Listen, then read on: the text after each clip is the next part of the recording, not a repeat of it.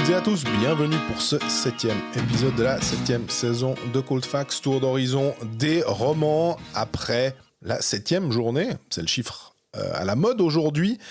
On commence avec Fribourg qui, après avoir battu Zurich, a perdu contre Genève et on émettait quand même un petit peu des doutes sur la qualité fribourgeoise dans ce début de saison et ces doutes ne se sont pas estompés. Par contre, Genève, on était quand même, malgré ces matchs à l'extérieur, on était un petit peu plus favorable, le préavis était favorable et on en est toujours à un avis favorable avec une victoire 3-2 et la ligne des Finlandais qui carbure. Après les paris sportifs, on parle d'Ajoie où là c'est chaud. Il reste encore un match avant une pause d'une semaine avec un match contre Kloten, mais cette défaite 5-0 à Berne a-t-elle des conséquences sur Christian Volvend, l'entraîneur? Est-ce qu'il peut rester encore en poste? En fait, il aura une dernière chance contre Kloten. Et puis on termine avec Lausanne et Bienne. Lausanne qui signe sa 3e victoire de suite, mais qui met chaque fois que 2 points parce qu'ils encaissent un but en fin de match. Et puis Bienne, compliqué quand même, on était plutôt favorable, mais là, avec une défaite contre Genève à domicile et cette défaite contre Lausanne, il va falloir se ressaisir et que les Suisses marquent un petit peu plus de points.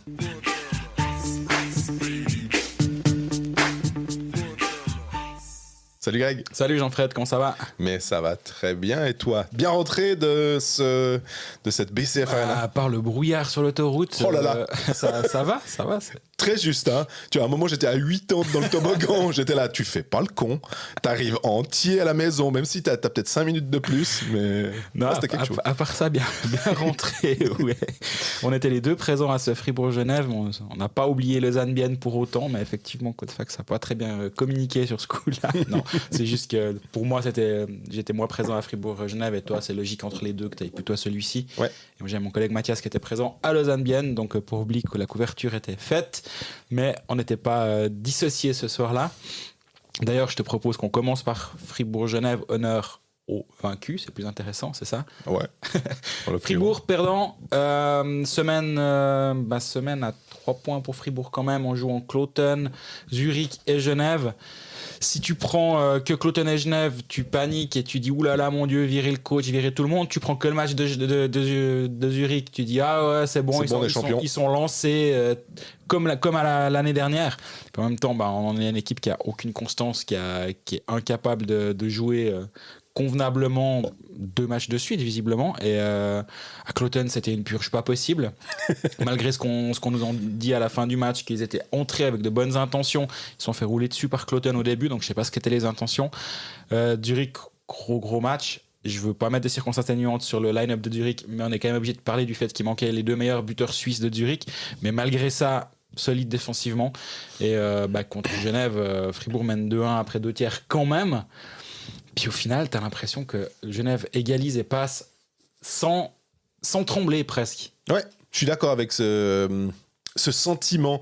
Et surtout aussi, je me disais, mais t'as le momentum à la fin du 2e tiers sur un tir de Yecker c'est bien, il met au but.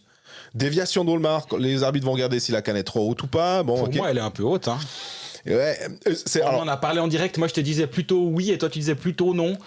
Je disais en fait que la canne était haute au départ, mais qu'après quand il la redescend et au moment où il touche le puck, peut-être qu'elle est en dessous. Un jour on fera une vidéo de Cold Facts, mais là il nous fait un coup de faux si jamais.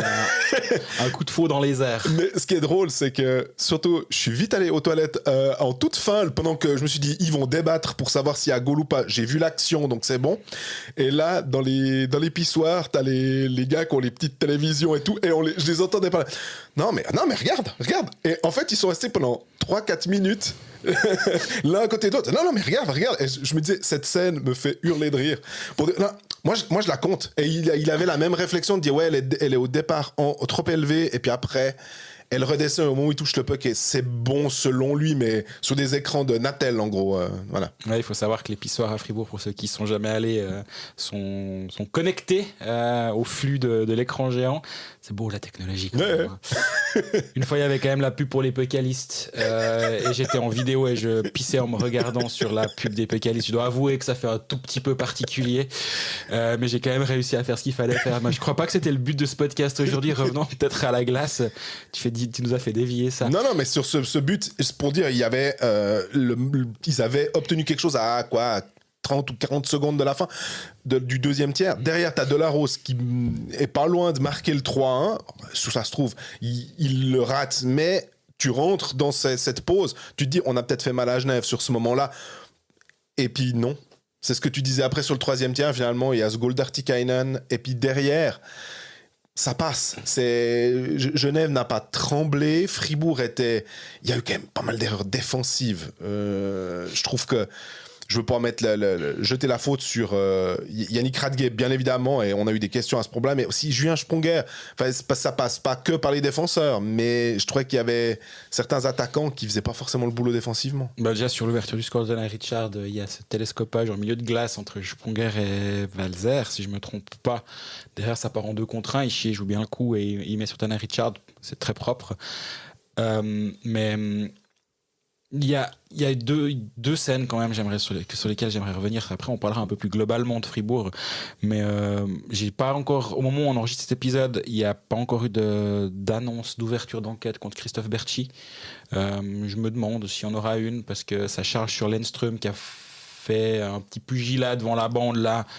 À mon avis, tu peux peut-être en tout cas pas t'en sortir avec rien. Il a pris 2 minutes, mais pour dureté excessive, parce qu'après il y a Bertagia qui vient lui en mettre une et il a répondu. Enfin, là, les deux, allez vous calmer, très bien. En théorie, ça doit être minimum 2 contre Berchi pour charger à la bande. Ouais. Enfin, pour charger à la bande. Et 2 après pour dureté excessive, plus 2 à Bertagia. Totalement d'accord. Le problème, c'est qu'ils n'ont rien donné sur l'action. Est-ce qu'il y aurait une vidéo peut-être? Est-ce qu'il y aurait une enquête peut-être? En tout cas, je trouve qu'elle n'est pas belle cette charge. Non, surtout dans l'angle de la bande. Hein, Absolument. Et je dois bien avouer, nous, alors à Fribourg, on est sur ce côté-ci. Et pour voir le banc, on doit un tout petit peu se pencher. C'est pas évident. On n'est pas en train de se plaindre. On a de la chance. Mais là, j'avoue, en direct, j'ai pas vu ça. J'étais en train de regarder ailleurs, j'imagine, où l'angle était pas bon, mais bref, je l'ai pas vu en direct. J'ai revu en fin de soirée en arrivant à la maison quand j'ai vu que ça s'était écharpé sur le sujet sur Twitter. Et ouais, je pense qu'effectivement il doit y avoir quelque chose à ce moment-là. À quel point tu dois me donner match, pas match, je sais pas. En tout cas, il doit pas être impuni ce geste. Et l'autre action, c'est le puck sur la ligne sauvé par Seiler. Alors ça n'a pas eu de conséquences dans le sens où Genève gagne le match. Ils sont allés voir la vidéo. Il y a un vrai problème avec cette caméra en dessus du but, c'est quand le puck est en l'air. Et taper hockey plus parallaxe dans YouTube, c'est la classique séquence où à chaque fois qu'il y a une action du genre, on ressort cette vidéo-là. C'est un match de Calgary contre je sais pas qui. Et il y a un journaliste qui montre comment, de face et en n'étant pas pile au-dessus de la latte, ouais, tu peux croire que le puck est dedans sans qu'il ne le soit parce qu'il est en l'air. La deuxième ligne, elle est bien jolie, mais elle sert surtout quand le puck est au sol. Le problème, c'est que le puck est jamais au sol, ou presque. Donc, elle sert pas à grand chose, on va pas se mentir. Et sur ce coup-là, j'entends la frustration des Genevois qui disent non mais attends, ça touche la deuxième ligne. Puis en même temps, si la caméra elle est pas pile en dessus de la latte, parce que sinon on verrait la latte sur la ligne. Et il y a un petit décalage, et ce décalage là fait que tu dois quand même un tout petit peu venir à interpréter une image pour savoir si le puck est dedans. Au bout d'un moment, call on the ice, et ça on a tout de suite dit aussi, hein. Sur la glace, ils donnent no goal. Voilà. Et à l'inverse, s'ils avaient donné but, avec cette image-là, tu peux pas dire que y a pas but. Enfin, c'est call on the ice. Donc on était sûr qu'on allait reperdre 3 minutes. Ils ont été assez vite à part ça sur ce coup-là. Il y a rien à dire. Mais nous d'ailleurs, depuis notre position là, comme tu disais, on est légèrement décalé, mais très en hauteur. Moi j'avais l'impression qu'il était dedans, mais de 5 bons centimètres, on va dire. Ouais. Mais alors, on est tellement loin avec le puck en l'air que c'est évident qu'il n'y a rien à dire. Mais Et c'est là où on se dit, est-ce qu'on n'aurait pas une petite caméra dans les poteaux ou un truc ou dans les buts, quoi. Ouais, bon, au bout d'un moment, le problème, c'est que déjà que quand tu dis caméra sur les lignes bleues, il y a tout le monde qui devient franc fou dans les bureaux de la Ligue. J'exagère, évidemment. Quoique. Mais c'est pas un thème, c'est c'est que deux cas par année. Grégory Vaucher, sortez de ce bureau, s'il vous plaît. C'est que 2 cas par année, blablabla. Si tu commences à vouloir dire, équiper chaque but de caméra, et il en faut pas qu'une, hein, si tu veux couvrir tout ton but, là on va pas s'en sortir. Donc mettons dans l'ordre des priorités. Mais cette scène-là, finalement, même si je comprends peut-être que du côté de Genève, tu te dises, ouais, je suis pas sûr. Je pense que la décision, elle est juste. Je pense qu'elle est juste. Mais parlons de Fribourg. Parce que Fribourg, c'est quand même assez marrant. Moi, j'arrive souvent, en fin de match, à être assez d'accord avec ce que dit le coach, etc. Puis là, j'ai trouvé pas tellement. On parle de équipe qui a pas de chance, qui tire beaucoup, qui se crée beaucoup de chance. Les cannes sont lourdes, les buts sont durs à acheter, etc. Ouais. Et moi, je trouve quand même... Je suis arrivé à la fin de ce match, à la fin de cette interview, en me disant... J'ai pas l'impression qu'on a vu le même match. Et je dis pas que moi j'ai raison et que lui a tort. Non. C'est juste une question de perspective. Moi je me suis dit, oui, Fribourg a beaucoup tiré, mais comment ? Premier tiers, 14 tirs à 6 pour Fribourg, et je sors et j'écris que Fribourg que Genève a plutôt dominé ce premier tiers. Et puis on a reçu un message nous disant, mais est-ce qu'on a vraiment vu le même match ? Est-ce que j'ose le lire finalement ? Tu peux lire le début, en tout cas. Le reste, je crois que ça concerne pas ça, mais oui. Ouais, je lis l'article public, je me demande si on a vu le même match. Après 20 minutes, il y a 14-6 au tir et l'avantage est mérité pour Genève, pour l'interrogation. Il y a eu 2 belles périodes où Fribourg était installé comme en PP, en powerplay, mais c'était 5 contre 5. Donc Et je dis pas qu'il a tort, c'est une perception du match. Oui, 14 tirs à 6, mais quand un des 6 tirs, c'est Spacek face à la cage vide qui allume le poteau, c'est autre chose que 6 tirs qui viennent de l'extérieur et qui ne dérangent pas Robert Mayer. Donc il faut aussi les remettre en contexte. Et sur le premier tiers, les expected goals sont quasi identiques entre Fribourg et Genève, malgré le 14 tirs à 6. Alors oui, la cage vide de Spacek, elle compte beaucoup dans ses expected goals, mais au bout d'un moment, c'est pour ça que moi, ça me fait me dire ça. Et après, je suis allé voir un peu les statistiques de Fribourg depuis le début de la saison. Fribourg est la 2e équipe en Corsi par 60 minutes à 55. Ce qui veut dire que par 60 minutes de jeu à 55, Fribourg tire 63 fois en direction du but. En direction, bloqué, à côté, cadré, c'est tous. C'est 11 de plus que l'année dernière. Donc Fribourg tire effectivement beaucoup, beaucoup plus que le Fribourg ultra dominant offensivement l'année dernière. Problème, c'est que Fribourg est 5e en expected goals par 60 minutes à 5 contre 5, avec 2,50. Donc déjà, Fribourg est la 2e équipe qui tire le plus, mais est la 5e en termes de dangerosité. Ouais.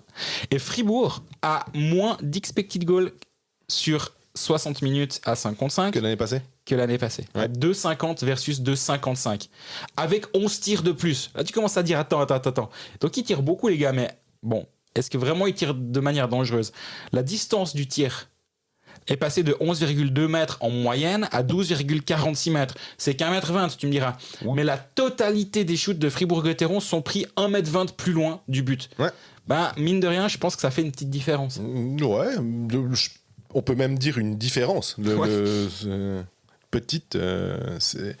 La question est par rapport au slot, est-ce qu'ils sont un peu plus dangereux dans le slot ou pas ? Et il y a quand même ces stats-là, elles sont hyper utiles pour soit infirmer, soit confirmer quelque chose, et l'échantillon est peut-être un tout petit peu faible, hein. Mais par contre, c'est aussi sur la glace. Enfin, le papier que tu écris, c'est pas forcément des stats, c'est de regarder le match. Et moi, j'ai fait le même constat. Et on ne se parle pas pendant le match pour pas se donner... Enfin, on peut se dire des trucs, mais pour dire... On va pas faire des analyses tactiques. Moi, j'avais le même sentiment en disant, mais... Oui, Fribourg joue, et bien sûr qu'il génère des choses, mais des fois, il y a quand même une certaine stérilité, quoi. Et au-delà de certaines lignes, passer peut-être 2 lignes, t'es là, là, j'ai pas vu grand-chose de secondary scoring. J'ai vu effectivement la ligne des Suédois, et à un moment, tu vois un peu de la Rose, tu vois un peu Berchi, tu vois un peu Dido, puis le reste, derrière, c'est pas grand-chose. Les gens pourront dire, ouais, mais alors Genève, t'es là. Je suis d'accord que Genève, il n'y a pas forcément eu beaucoup plus de la part des lignes 3 et 4. Par contre, les lignes 1 et 2, elles étaient encore un cran au-dessus. Donc, Spacek a quand même été vraiment très très bon. Et les 3 Finlandais, c'est eux qui font tourner le match finalement dans le troisième tiers. Italie numéro 3, c'est Miranda et Shea Richard qui marquent le but 1. Donc oui, on les a quand même un peu plus vus, je trouve.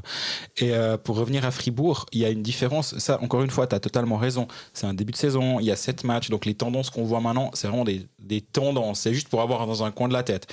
Patémon disait avant la saison que le but, ce serait peut-être d'être un tout petit peu plus passif dans certaines zones, d'être un petit peu moins feu follet, on va dire. C'est pas son terme, mais c'est comme ça qu'on peut l'imaginer par rapport à l'année passée, où justement...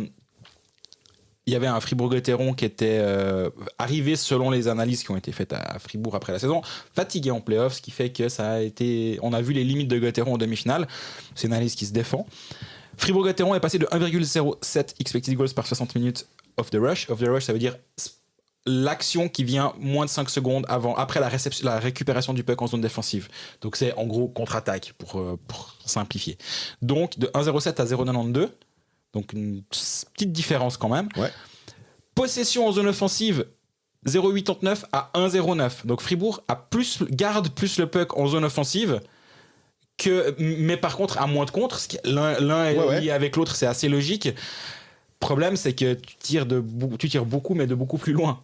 Malgré le fait que tu as la possession en zone offensive. Et ça rejoint finalement le message qu'on a reçu qui nous dit on avait l'impression que Fribourg était installé à 5 contre 5 contre Genève. Absolument. Ils étaient installés, mais est-ce qu'ils étaient dangereux ? Il y avait quand même du danger. De toute façon, c'était clair. Maintenant, est-ce que Maillère a fait un bon match ? De nouveau, il est dans la lignée, mais on en parlera peut-être quand on est sur Genève. Mais tout à fait. Il y a deux, trois séquences où tu es là, peut mieux faire. J'ai bien aimé des fois certains tirs, notamment de Diaz aussi, qui est on parle souvent de Gunderson et de son tir un peu flottant, ou en tout cas qui cherche tout le temps les déviations. Diaz, c'est un peu le même style. Un temps, c'était même un des meilleurs de National League, avec ce lancer un peu en feuille morte qui permet des déviations. Et ils ont essayé de tirer.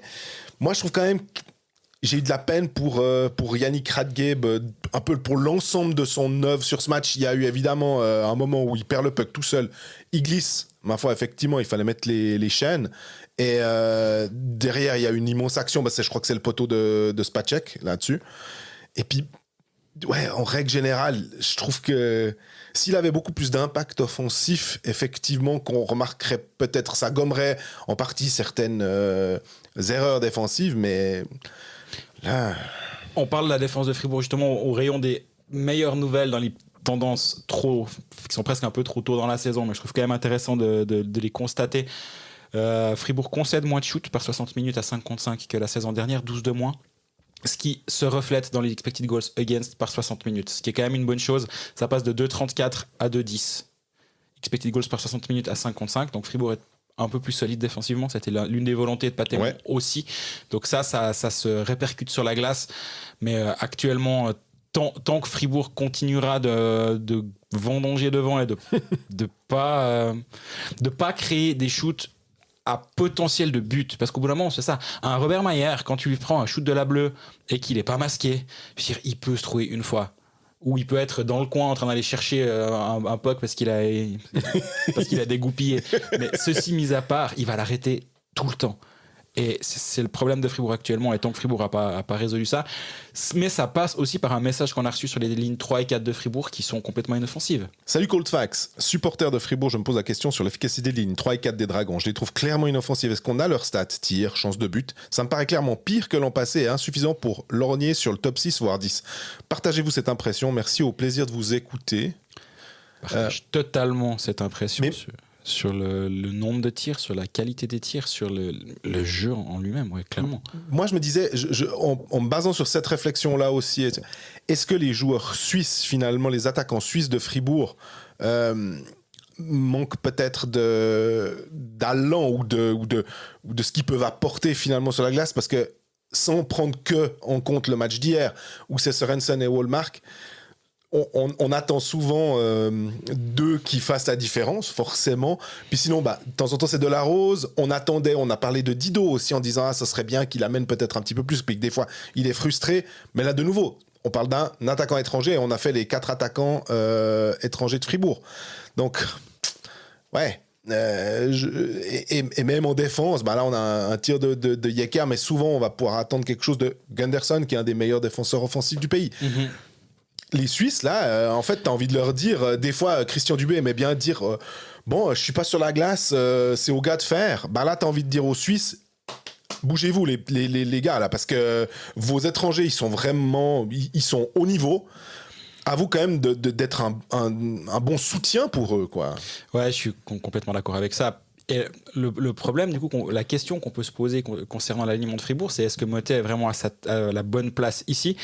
Ça, évidemment, c'est avant la saison, on était tout contents, on avait tout ce Kylian Motet dans nos équipes hockey manager en se disant ça va bien aller, enfin il va pouvoir exploser. Je pense que l'idée de base de Patémon à ce niveau-là, elle tient la route, hein.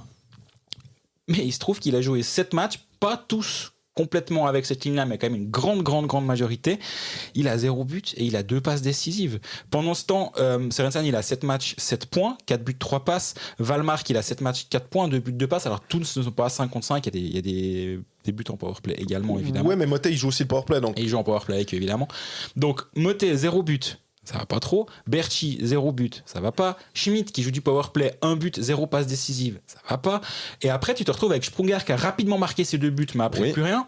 Marchand, 2 buts, mais t'en attends pas plus de lui. 6 matchs, 3 points. Lui, je dirais que c'est celui qui est finalement celui qui est le plus. La même chose pour Sprunger. Dieu sait qu'on sait que c'est une légende, mais à un moment, d'avoir 2 buts de Sprunger à ce niveau-là, c'est super, à ce moment-là de la saison. Ouais. Après, t'as un Walzer. 7 matchs, une passe décisive. Alors oui, il est dans une ligne à vocation beaucoup plus défensive, on est d'accord, mais c'est beaucoup trop peu. Et quand justement, tu parles de secondary scoring, il est complètement inexistant dans l'équipe de Fribourg, et on n'a encore pas évoqué Chris Domenico, on est mettons à 20 minutes de podcast, mais là aussi, à un moment, Fribourg doit réagir. Oui, il a ses 5 points, mais dans le jeu, l'impact est quand même sacrément limité. 5 points dans 4 passes décisives, il a qu'un but. Et à un moment, Sørensen ne va pas pouvoir marquer 30 buts. Alors, 7 matchs, 4 buts, il est quand même bien parti de nouveau.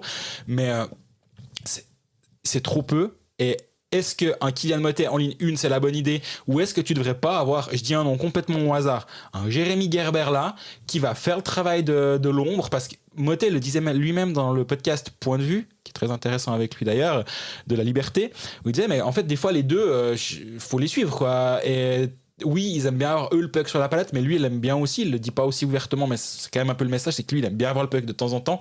Et quand t'es avec les deux, il faut un petit peu se mettre de côté, mettre son ego de côté aussi, un peu. Et on en revient toujours à ça. Plus quand il jouait avec Sprunger et Bikoff, qui étaient au sommet de leur art, lui, il était là, il marquait ses points. Hein. Il marquait des points. Mais le puck sur la palette, c'était plutôt pour soit une touche de temps en temps pour marquer le but parce que t'as une passe lumineuse de Bikoff, ou alors le deuxième assist sur un but de Sprunger passe Bikoff juste avant. Mais ce rôle-là de travailleur de l'ombre, et quand je dis Jérémy Gerber, c'est pour dire un autre style, ce qui te permet d'avoir un Kylian Motet peut-être sur une deuxième, une troisième ligne, et de diluer ton talent sur trois lignes. Ce que fait pas du tout Genève au passage, mais bon, vu qu'ils mettent leurs 3 Finlandais dans la première ligne.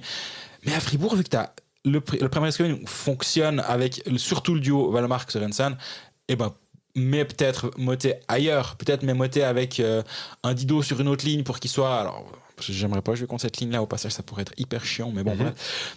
Ou là, je pense qu'à un moment, Patémon doit changer quelque chose parce qu'il peut pas dire toute la saison.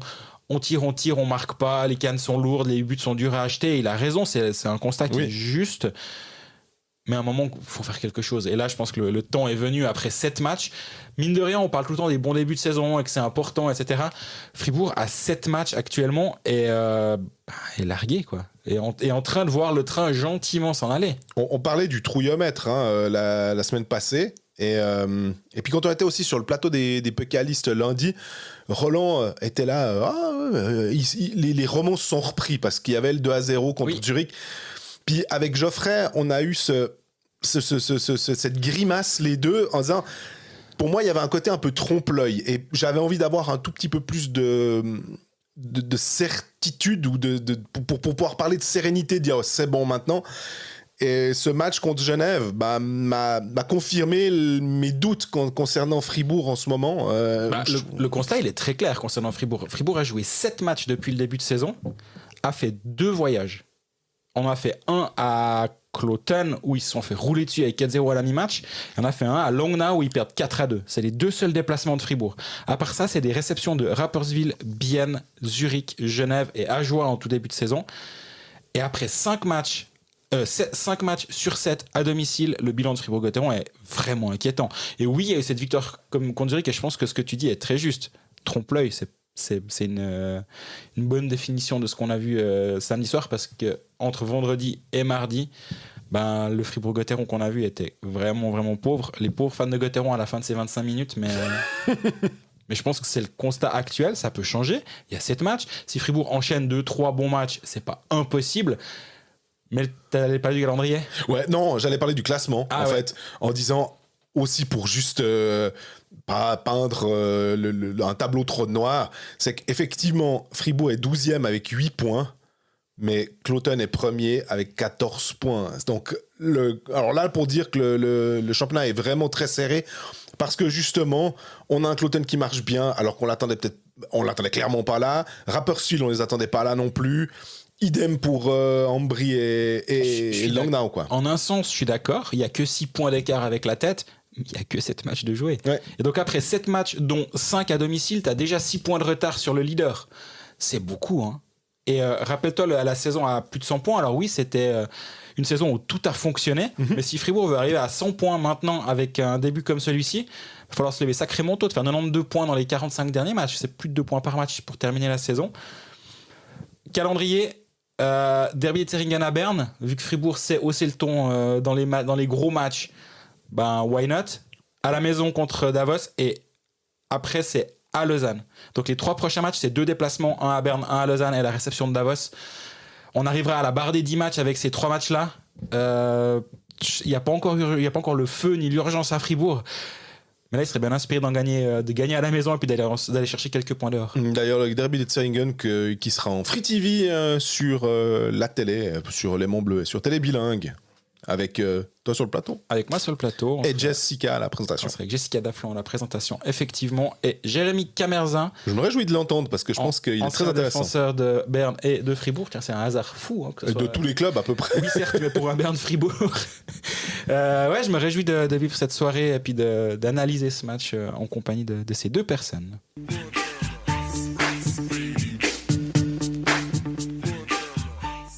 On passe du côté genevois ? Absolument. Ça fait beaucoup trop long sur Fribourg. Mais... Ouais, mais on avait... Est-ce que non, on l'a pas mentionné parce que le match contre Bienne, la victoire là-bas, elle était le week-end dernier, donc on n'a pas pu parler de cette ligne. Toi, tu as pu en parler dans tes articles de cette ligne Granlund, Artikainen, Maninen, Granlund. On s'attendait à un potentiel délire, c'est le terme que tu aimes bien des fois utiliser, en voyant une ligne qui est alléchante. Elle a peut-être fait peut-être moins impressionnante que contre Bienne, mais au final, c'est quand même les buts. Les 2 derniers buts dans le 3e tiers viennent des Finlandais, quoi. On a tendance à dire qu'un joueur qui a le casque de top scorer, il a l'air 2 fois plus grand que quand il l'a pas. Quand c'est Artikainen qui a le casque de top scorer, qu'est-ce qu'il est imbougeable et il est insupportable à voir si t'es défenseur de Fribourg. C'est violent à part ça. J'aimerais bien savoir si, tu sais, des fois on a des Artikainen, est-ce que ça veut dire quelque chose en finnois, est-ce que ça veut dire gros rocher, tank, trax, enfin on a utilisé tous ces termes-là pour dire c'était le but contre Lausanne qui met d'ailleurs, où je crois que c'est Marty qui est sur lui, qui essaye 2 fois de le pousser. Et en fait, chaque fois, Marty est repoussé derrière. Et Marty n'est pas un petit joueur. Hein. Non. Donc là, il marque un but. Le 2-2, il leur prend un peu de volée. Il n'y a pas eu de question de savoir si la crosse était au-dessus de la transversale. Il met ce goal-là. Et puis, il fait que les défenseurs se disent déjà qu'il n'y a pas besoin qu'il ait effectivement le casque spécifique pour que on sache où est Artikainen sur la glace. Mais là... On n'en a pas parlé dans la partie sur Fribourg. Le but de Granlund, le 3-2, a été également visionné à la vidéo. Oui. Moi, j'étais chauffeur en live. Je te dis, pour moi, ils doivent le valider, ce but-là. Pareil. Je pense que le contact a lieu hors de la zone. C'est plutôt Berra qui va au contact de Maninen et non l'inverse. C'est ma lecture. Je pense que c'est la lecture des arbitres. Hein. Sinon, ils n'auraient pas validé ce but. J'ai vu 2-3 personnes pas d'accord avec cette interprétation-là sur les réseaux. J'entends, c'est une interprétation. Moi, je pense plutôt que c'est dans ce sens-là. Mais bon. Parce que je crois aussi qu'il parlait d'un but qui a été annulé à Cloton. Cloton, les Fribourgeois l'ont rappelé, effectivement. Je pense que ça n'a pas grand-chose. C'est pas le même genre d'action dans le sens où le but à Cloton, c'est Valmark Soferer qui est dans la zone du gardien au moment où il y a le shoot et qui masque la vue du gardien au départ du shoot. Là, il y a un contact avec Reto Berra, c'est vrai. Mais en même temps, si tu regardes la réaction sur la glace, il n'y a pas eu tant de réactions. Non. Les Fribourgeois n'ont pas tant gueulé. Ouais. Et les joueurs fribourgeois. Et souvent, c'est quand même un indicateur. Je trouve que c'est pas comme au football, désolé les footballeurs, quand le ballon sort, il y a 22 joueurs qui lèvent la main en disant il est de notre côté. Alors, même si un gars qui a mis un grand coup de sabot dedans et puis qu'il l'a foutu dehors, il va quand même dire non, c'est à nous le ballon. Enfin, non, j'ai l'impression qu'il y a un degré de réaction de temps en temps où tu vois quand il y a une injustice, c'est différent. Et là, il me semble qu'il n'y a pas eu grand-chose. Du coup, pour moi, ce but m'avait l'air assez valable. Oui. Artikainen, pour revenir à lui, vu qu'on en a quand même, on l'a thématisé avant le début de saison, sur ses 5 premiers matchs, il a 7 points, donc 4 buts. L'anomalie statistique de l'année dernière me semble bien oubliée, parce que 4 buts, c'est la moitié de son total de la saison dernière en 51 matchs. Il y en avait 8. Et donc là, en théorie, avant les premières neiges, il en aura déjà le double. Enfin, ça dépend quand il neige. On sait plus avec ces réchauffements et tout ça. Ah, il n'y a plus de saison, ma bonne dame. Mais par contre, 5 matchs, 7 points, un duo avec Maninen. On s'y attendait. Ouais, c'est ça. On s'attendait à ce que ce duo avec Maninen soit intéressant. Il l'est plus que ça. Et l'arrivée de Granlund, 2 matchs, 4 points, c'est que 2 matchs. Mais on a quand même vu les ravages que peut faire cette ligne. C'est pas un hasard. Et Yann Cadieux disait après le match à Bienne, quand je lui parlais de ça, je dis t'as remis les 3 ensemble, un peu logique quoi. Parce qu'il faut expliquer. Ils avaient les 3 joués ensemble à UFA en KHL et ils étaient très bons. Granlund me l'a dit aussi que s'il a signé à Genève, c'est parce que Maninen et Artikainen étaient là. Pas que, mais c'était une des bonnes raisons. D'ailleurs, petit truc, au moment où Granlund jouait à Lugano, que Maninen était pas encore en Suisse et que Artikainen jouait à Genève, Lugano a voulu faire cette ligne-là, en engageant Maninen qui était sur le marché et en voulant faire signer Artikainen qui arrivait en fin de contrat. Il y a un GM qui m'a dit tous les GM aimeraient faire la ligne Artikainen, Maninen, Granlund. Il se trouve que Granlund est d'un côté, Artikainen de l'autre, ils se sont rejoints à un des 2 endroits, c'est à Genève que ça s'est fait. Et donc Cadieux me dit nous on a besoin de stabilité parce que depuis le début de saison on n'a jamais eu notre line-up complet, même depuis quasi tout l'été.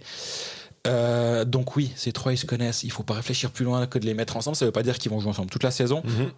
Parti comme ça, j'ai quand même envie de dire ils vont peut-être jouer un bout de la saison ensemble les types, mais à un moment, si Genève a besoin, ils vont trouver un moyen de les séparer et je me fais pas trop de soucis que si tu mets Granlund et Spacek sur la même ligne, parce qu'à un moment il faudra lancer Spacek quand même. Ça peut aller, je m'inquiète pas trop pour les combinaisons offensives que ça permet pour Yann Cadieux, mais actuellement la triplette finlandaise fonctionne. Spacek a 5 matchs, 3 points, c'est vrai que c'est peut-être de lui qu'on en attend un tout petit peu plus, et en même temps remettant dans le contexte, Genève va tout jouer à l'extérieur et va continuer de jouer à l'extérieur et quand même engrange quelques points. D'ailleurs, j'ai une question pour toi, parce que tout d'un coup quand tu me parles des lignes et tout, je me disais mais jouer à l'extérieur finalement t'as pas l'avantage du dernier changement alors quand t'es le coach. Non. Ça veut dire que chaque fois, là, pour l'instant, Yann Cadieux doit finalement lancer et puis le coach adverse doit s'adapter. Absolument. Donc c'est assez remarquable d'arriver à faire ça, sachant que normalement, quand il va jouer au Vernet, il va pouvoir lui placer ses billes en fonction de. Ça va être sympa. Il y avait une analyse assez intéressante de Patémon dans La Liberté. Bon, on va pas parler des autres Fribourg, on en a déjà parlé un moment avant, mais où justement lui disait qu'il matchait pas ses lignes avec la ligne adverse à domicile ou à l'extérieur et qu'il acceptait de temps en temps que sa 4e ligne, avec Gerber, Valzer, etc., soit face à une grosse ligne adverse pour justement donner du temps de qualité à ces joueurs-là, des shifts difficiles. Ouais. Mais que plus tard dans la saison, ça lui serait utile parce que justement, en play-off, à l'extérieur, de temps en temps, il sera peut-être forcé de les faire jouer contre une première ligne adverse. Et si durant toute la saison, ils ont été cachés, c'est pas rendre service à cette ligne-là que de pas l'avoir mis au feu de temps en temps. J'aime bien cette réflexion. Et c'est intéressant et ça m'a... Je trouve... On aurait pu le parler, on aurait pu le dire avant, mais c'est intéressant quand même là aussi. Et donc, est-ce qu'un Yann Cadieux se dit moi, que ce soit la ligne de Maninen, soit la ligne de Tanner Richard ou de Spacek, pas très grave, quoi. Bah, avec 3 centres comme ça, et puis il a encore Pouliot qui est pas là. À Genève, c'était surtout la 4e ligne qui nous semblait des fois un peu... où tu te disais, on met un peu les gars qu'on a finalement. C'est vraiment ça, ouais. Et... Quand Pouliot sera de retour avec peut-être un Joris sur une 4e ligne, ça commence à avoir une autre gueule. Hein. Ouais, avec peut-être Rod, alors ça on espère vraiment pour lui, mais... Compte pas dessus pour le moment, je pense qu'il faut pas l'évoquer. Pour l'instant, on va se contenter du retour potentiel de Pouliot, qui était incertain pour le match de mardi, et qui devrait revenir. Par contre, alors... question toute bête, j'ai vu un agrégateur qui citait Kisto ATS pour dire que Vatanen serait probablement de retour ce week-end. Oui. Non mais alors vraiment, je voulais t'en parler hors micro, mais peu importe. Ouais, parce que j'ai discuté avant le match et tout, et c'était ce qui pouvait ressortir. Donc c'est ce que tu as écrit, parce que moi je me méfie toujours et je suis pas remonté à la source pour savoir. Et après, simplement, il y avait, après le match, la question était à Yann Cadieux, ce qui fait que c'était... Et je me suis dit, est-ce qu'il y a eu un souci là ? Parce qu'Adieu nous dit, ouais, on n'est pas sûr d'avoir Vatanen. Alors, je comprends. Donc, du coup, update Vatanen. Absent mardi soir, pour le coup, qu'il a ramassé à Bienne. Après le match, Yann Cailleux disait, ouais, ça a l'air d'aller, parce que moi, je l'ai vu dans les couloirs. Ouais. Mais ça va, Vatanen, il fait, ouais, attention, les coups à la tête, tu sais jamais. Voilà. Très juste, à part ça, c'est moi qui, de ma part, de dire ça a l'air d'aller. C'est pas... Oui, c'était quand même une bonne nouvelle de le voir là, parce que quand tu vois un gars sortir la tête en sang, de ne pas le voir à l'hôpital, c'est quand même une bonne nouvelle. Encore une fois, nous on serait à l'arrêt pendant 6 mois. Lui, il est déjà potentiellement sur la glace 3 jours après, donc c'est déjà une bonne nouvelle. Mais si c'est une commotion quand même, ça peut arriver malgré tout, même si c'est un coup de crosse, je pense pas. Mais ouais. Je pense qu'ils sont juste hyper précautionneux et puis ils n'ont pas forcément besoin de le rusher. C'était la même chose, c'est de se dire si c'était un match de play-off, si c'était un match 7, c'est un peu souvent l'exemple qu'on prend pour donner l'état d'une blessure, à quel point il pourrait jouer. Puis chaque fois, c'est si c'était les play-offs, il serait sur la glace. Voilà. Donc, à voir, mais Genève n'a pour l'instant effectivement pas forcément besoin. Je me réjouis de voir aussi si Antti Ranta jouera un match, parce que pour la première fois du calendrier de Genève, alors c'est toujours des matchs à l'extérieur, on l'aura assez dit d'ailleurs, mais vendredi il se déplace à Ambry, un match qui a été déplacé, qui devait avoir lieu en novembre puis qui finalement a été replacé là, et le lendemain c'est à Cloton. Exactement. Donc on peut se dire qu'ils vont dormir quelque part sur la route et de donner, même si Mayer, on l'a dit, a vraiment de nouveau vraiment très très solide, l'occasion peut-être de donner un match à Ranta pour le mettre dans le rythme, c'est pas bête. Ouais, je suis d'accord avec toi. Je voulais juste parler de la défense genevoise qui est vraiment vraiment solide. Justement, Mayer est bon, mais aussi sa défense est vraiment très bonne. Et dans les défenseurs, il y a quand même un Chanton qui monte en puissance. Je trouve là il joue de nouveau plus d'un quart d'heure contre Fribourg, et en l'absence d'un Vatanen, il fallait qu'il y ait plus de joueurs suisses qui soient bons. On a vu un Jacquemet en fin de match qui était sur la glace, il a joué plus de 10 minutes, et durant le 6 contre 5 de Fribourg en fin de match, qui a certes pas été très très dangereux d'ailleurs au passage, mais aussi parce que la défense a été pas mal du tout. On a un Jacquemet qui a joué un petit peu plus. Schneller a joué quelques minutes, il est à plus de 6 minutes. C'est lui aussi... Il est arrivé sur la pointe des pieds, de temps en temps il grappille quelques minutes de jeu, et je pense qu'il va aussi progresser, mais peut-être s'il a une progression à la Chanton, ça va très bien en fait. Ouais. Une première saison où tu de temps en temps tu as une minute par-ci, une minute par-là, et en an 2 et en an 3 tu fais un pas vers l'avant, mais la défense de Genève, malgré l'absence de Vatanen, qui est quand même quelqu'un qui prend une vingtaine de minutes par match, voire un petit peu plus, a sacrément tenu la route. Et derrière, effectivement, Robert Mayer, il est extraordinaire depuis le début de la saison, et c'est vraiment étonnant des fois de voir la variance qui est énorme chez ce gardien entre la période où il était imbattable en play-off pendant 2 mois, on s'est dit 1 mois et demi, on s'est dit incroyable machin, et la saison dernière où il était à 86% d'arrêt, quelque chose comme ça sur la saison, et plus de 3,4 buts encaissés par match, ce qui était vraiment catastrophique. Et il revient, et de nouveau là, il est vraiment très très fort. Donc gros coup de chapeau à Robert Mayer. Mais Yann Cadieux nous disait aussi que c'était une question de discipline et de rigueur. Finalement, oui, il y a le travail de Mayer de son côté pour revenir à des standards plus en rapport avec ses qualités. Et aussi que devant lui, Genève a fait le boulot. et ce qui changeait par rapport à l'année passée. Mais ça fait 94,2% d'arrêt actuellement avec 5 matchs à l'extérieur. Le PDO, donc l'addition du pourcentage d'arrêt et du pourcentage au shoot de Genève est complètement hors sol. Mais en main, ils sont à plus de 104. C'est intenable sur le long terme. Mais en même temps, quand tu commences à l'extérieur, tu es obligé d'avoir des matchs où tu vas être dominé, etc. Et tu dois accepter cette domination et être hyper efficace offensivement pour aller en gagner une ou deux de temps en temps. Si on fait le bilan de Genève actuellement, c'est 5 matchs, 8 points. 4 matchs sur 5 qui grappillent des points. Il n'y a qu'une défaite dans le temps réglementaire. Ouais, contre Lausanne, le du premier match. Exactement. Et même ce soir-là, ils sont pas loin. Complètement. Donc, c'est un début de saison. Si tu regardes froidement le classement, tu les vois 11e juste devant Fribourg, mais je pense que nos auditeurs sont pas plus bêtes que nous, et je pense qu'ils ont aussi bien remarqué qu'entre Fribourg et Genève, il y a deux dynamiques qui sont clairement opposées quand Genève va commencer à enquiller les matchs à domicile, parce qu'ils ont joué encore 2 à l'extérieur ce week-end, donc ils vont arriver déjà à 7 matchs à l'extérieur sur les 26 de la saison régulière, donc il en restera plus que 19 Après il y a la Champions League aussi. Après, il y aura la Champions League, mais ils en ont plus que 19 à l'extérieur sur toute la fin de saison, et tout le reste à domicile. Et Genève, petit conseil hockey manager, je pense que vous n'avez pas besoin de moi non plus, mais les deux devant, là, Artikainen et Maninen, si c'est dans un duo, c'est pas bête. Jouer sport, un jeu de la loterie romande. Donc paris sportif. Bon, la semaine passée, c'est moi qui ai eu le droit de jouer sur Ajoie, contre Ajoie, donc ouais. C'est moi qui ai gagné. C'est simple, hein, des fois.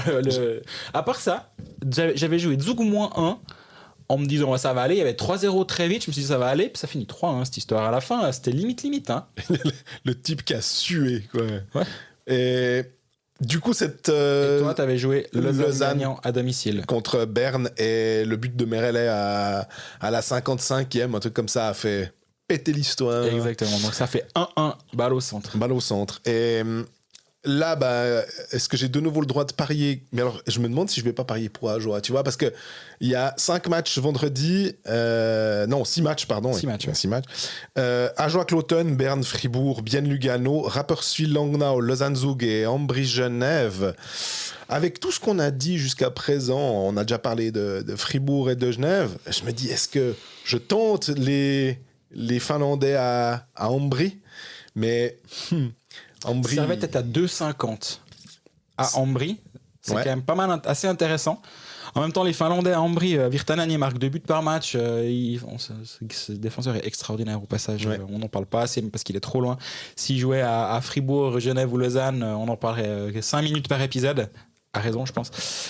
Donc oui, Genève 2,50, ça peut être une piste.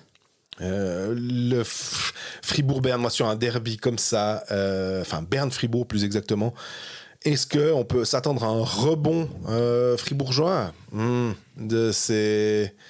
Berne là, vient de gagner facilement contre Ajoie. Là aussi, c'est des victoires. Je n'ose pas utiliser le terme de trompe-l'œil, mais il faut quand même un tout petit peu modérer, étant donné le début de saison d'Ajoie. On en parlera après. Ajoie à Cloton, à part ça, Ajoie contre Cloton, Ajoie est à combien? Il y a déjà la cote? Oui. Parce que Ajoie est à 3,45 à la maison contre Cloton. Parce que Cloton fait un super début de saison. Ouais. Cloton est tout simplement leader. Voilà. Ce qui est assez hallucinant. On peut se moquer des journalistes et des spécialistes en disant « Alors, vous les voyez pas 12, 13, 14 hein, Alors moi j'attends une personne qui les avait vus top 8 vienne me dire ça avant. Ouais. Donne-moi juste ton pronostic avant. Et après on en rediscute. Puis surtout, il reste encore plein de matchs, ça va dans les deux sens. Fait. Mais oui, Cloton qui se déplace en leader à Ajoie à 3,45. Après, tu as toujours les options de pouvoir jouer des handicaps. Ajoie plus 1. C'est-à-dire qu'ils commencent le match à 1-0. Donc, c'est-à-dire qu'ils perdent 3-2. Ils font même en prolongation. Hein, voilà. 1,95. Ça pourrait me tenter, ça. Se donner un petit coussin. Mais en même temps... Ça veut dire, en gros, ça veut dire qu'il faut que ça parte en prolongation. Si Ajoie perd à la maison, tu perds. Bon, alors tu te dis, autant parier le match nul à ce moment-là. Ouais. Hein, finalement. Je m'y risquerai pas. C'est le en match fait nul est à 4,10. Voilà. C'est-à-dire que tu te mets, en mettant ça à 1,95, tu te mets un peu un... Si jamais. Finalement, c'est Ajoie. Tu peux jouer toujours à la double chance. Ajoie ou match nul à 1,95. Ouais. C'est la même cote finalement. Ouais, exactement. Ça peut être une piste. Servette à Ambry, j'aime bien. Moi, j'aime bien Lugano à Bienne. On en parlera après, mais Bienne est vraiment pas terrible dans ce début de saison. 2,45 pour Lugano. Bienne est à 2,20 et le match nul est à 4-1. Mais t'as pas peur quand même que sans Turcauf, Giannazzi doit un petit peu refaire ses lignes Oui, bien sûr. Non, à part ça, vendredi, j'ai de la peine à isoler le match où je suis sûr de ce que je vais jouer. Ça veut pas dire que je gagne, mais par contre, je suis sûr j'ai pas de doute au moment de prendre le pari. Parce que même un Rapperswil-Langnau, là, ça peut être dans tous les sens, je m'y risquerai pas. Ouais. Et est-ce qu'il y a un match où il pourrait y avoir beaucoup de buts ? Bien Lugano, ça peut marquer dans les deux sens.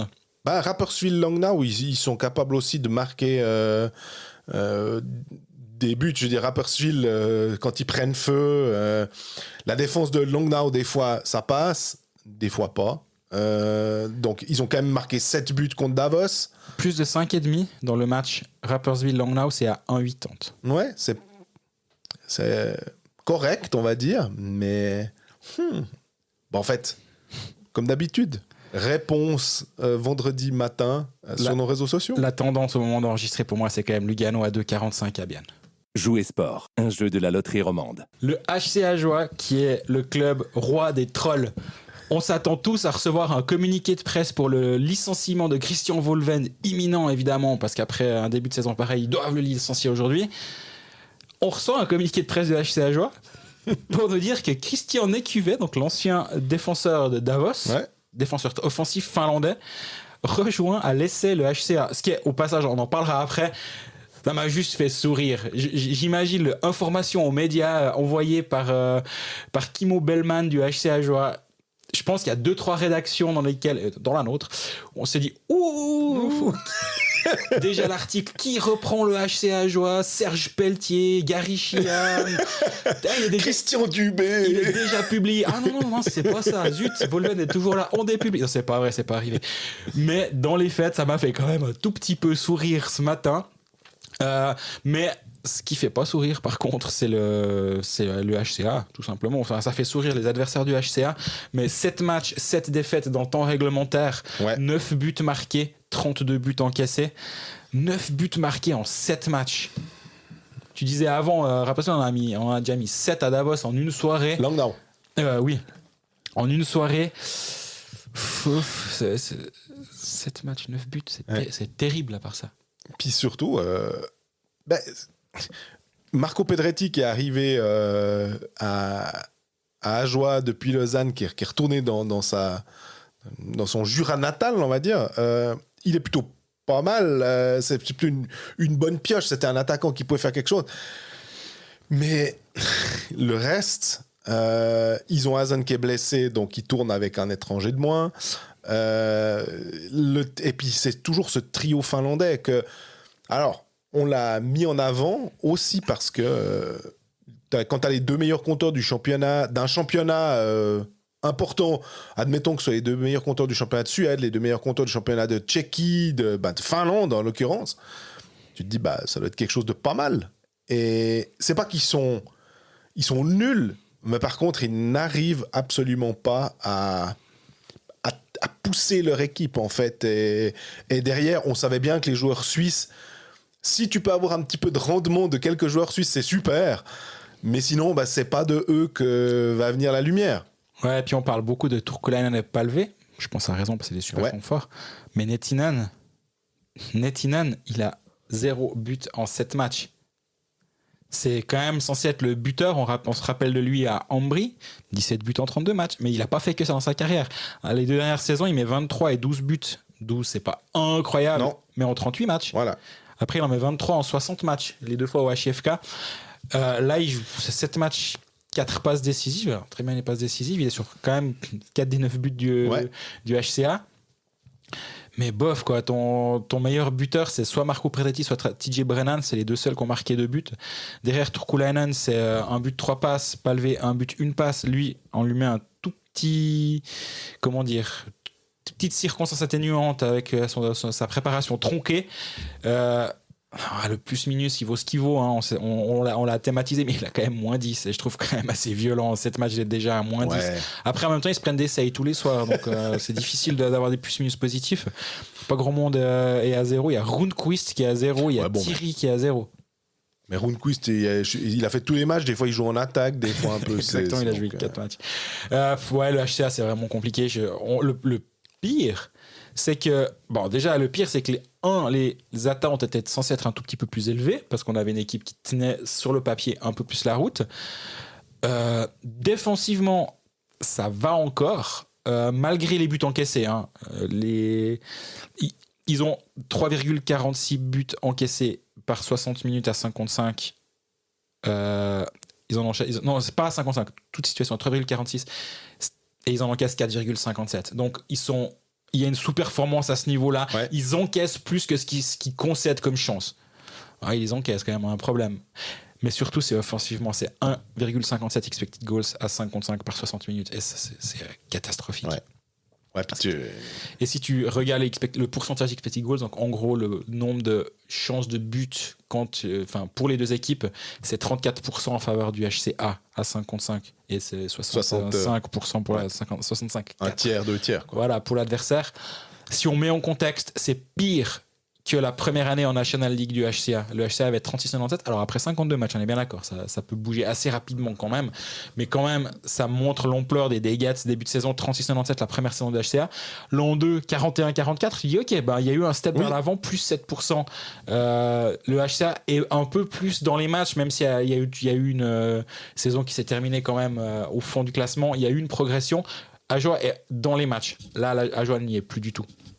Et avec ces 34%, finalement, ça reflète ce qu'on voit au niveau du score, même si, comme je l'ai dit avant, ils encaissent un peu plus que les expected goals. Donc, ça pourrait se rectifier un tout petit peu à un certain moment durant la saison. Mais offensivement, ils ne peuvent pas mettre un patin devant l'autre et c'est une catastrophe. Je crois que tu étais lors du premier match d'Ajoa contre Lausanne. Oui. Et il y avait déjà une banderole, tu mentionnais où on en il disait vous avez plus de totem, bougez-vous en gros. Et puis t'es là, ok, premier match. J'entends avant le pré-match de dire bon les gars, nous on était patients 2 ans, maintenant c'est bon, on a utilisé les excuses, etc. Maintenant bougez-vous le cul. En gros, mais je l'ai pas vu de manière négative ou agressive. C'était les gars après 2 saisons maintenant, à vous quoi. Nous on vous a soutenu pendant 2 ans malgré tout. À vous. Et par contre, c'est là où tu veux en venir, je pense. Il y a eu déjà après 3e match à domicile. Ouais. Alors là, ça a sorti les gros canons, on va dire. Ouais. Puis alors, logique aussi d'être un peu frustré, mais est-ce que c'est aussi de notre faute d'une certaine manière je disais des médias et des spécialistes de dire mais cette fois on les voit pas 14e et puis. Mais j'ai l'impression que les supporters, ils n'ont pas besoin de notre avis pertinent ou impertinent ou non pertinent pour se dire, attendez voir, on a quand même acheté des joueurs, on a quand même essayé de faire quelque chose de pas si mal. Et le problème, c'est qu'ils voient en même temps un Cloton tout d'un coup arriver à être premier du championnat après cette journée. Langnau qui arrive à mettre 7-0 à Davos, des choses qui ne sont jamais arrivées pour Ajoa depuis qu'ils sont revenus. En fait, il n'y a jamais eu une sorte de petite lueur de quelque chose. Et là, ce 5-0 ou plutôt 0-5 contre Berne, il est moche, dans le sens où c'est vraiment... il n'y a pas eu de nouveau, il n'y a jamais une once d'espoir. Et ça, je pense que pour un supporter de se dire ok, on a perdu, ils pensaient bien qu'ils n'allaient pas arriver au sommet et tout, mais de se dire là on peut accrocher, d'aller faire une petite défaite en prolongation, d'aller gagner au penalty, d'aller faire ça. On l'a vu les dernières saisons, ils étaient fiers de leur équipe quand même, parce que justement, souvent ils arrivaient au contact, alors il fallait souvent que les planètes s'alignent, que les circonstances soient favorables, qu'il y ait un gardien qui soit extraordinaire pour avoir une chance ou pour gagner des matchs, mais ça arrivait. Et là, effectivement, tu regardes ce match contre Berne, c'est triste, quoi. Après 10 minutes, il y a déjà 2-0, puis c'est bon, tu peux rentrer à la maison si tu es fan du HCA. Et d'ailleurs, 4365 le premier soir contre Lausanne, à peine 4000, juste 4006 ou 4000 et quelques poignées. Donc pour le deuxième match contre Zug, il y a 3500 contre Berne. Ouais. Alors c'est un match un mardi soir comparé à le premier était un vendredi soir, c'est pas la même chose. Ouais, mais normalement. C'était 2 vendredis. Donc voilà. Mais tu as quand même déjà quasi 1000 personnes de moins entre le match numéro 3 à 3595 pour être très précis et le match numéro 1 où j'ai dit 4356. Ouais. Donc les gens commencent déjà à se dire ouais, bon, ben, on reviendra en mars les soutenir quand on va devoir jouer le barrage contre on sait pas qui, mais nous on sait qu'on y sera et on sait qu'on commencera le match 1 à l'extérieur. J'exagère un peu mais pas tout à fait parce que Cloton a 14 points d'avance sur Ajoie et avant la saison on rappelle ça nous fait du bien ou non, ça nous fait du mal plutôt à l'ego, mais on rappelle qu'on disait l'équipe la plus prenable c'est Cloton. Ouais. Et je reste persuadé que ça reste. Ça ne veut pas dire que c'est facile, mais je reste persuadé que ça reste l'équipe la plus prenable dans les 14. Ouais. C'est-à-dire que maintenant, Ajoie a 45 matchs pour marquer 15 points de plus que Cloton. Les confrontations directes ne vont pas suffire. Hein. Non. Donc, d'ailleurs, en parlant de confrontations directes, vendredi, c'est Ajoie qui joue contre Cloton. Est-ce qu'on peut dire à la maison. Est-ce qu'on peut dire que c'est la DER pour Christian Volven? Alors, j'ai envie de te dire oui et non.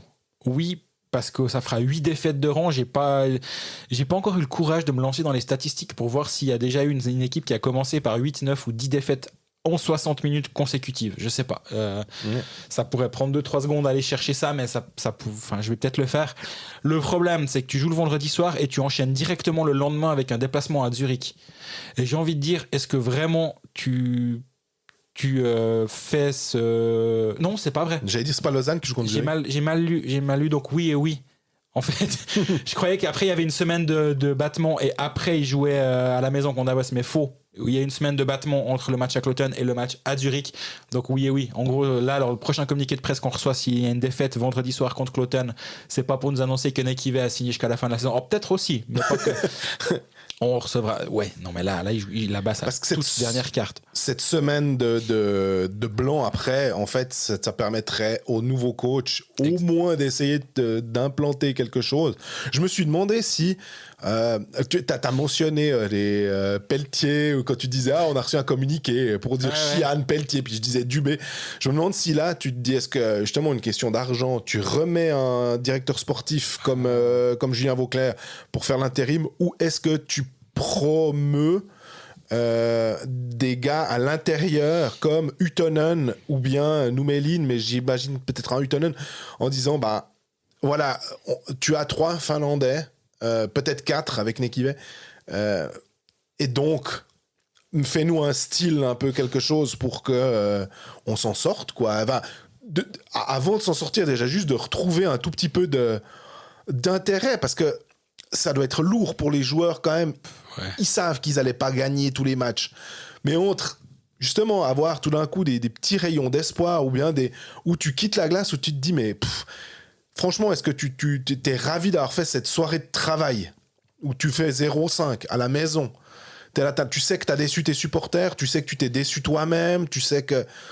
Donc, il faut trouver quelque chose. Il faut qu'il y ait le choc psychologique, là. J'ai envie de dire, même si Volven arrive à gagner ce match contre Cloton, on l'a déjà vu à maintes reprises en disant, quand il y avait cette situation où le coach était sur un siège éjectable, tout d'un coup, il arrivait à sauver sa peau.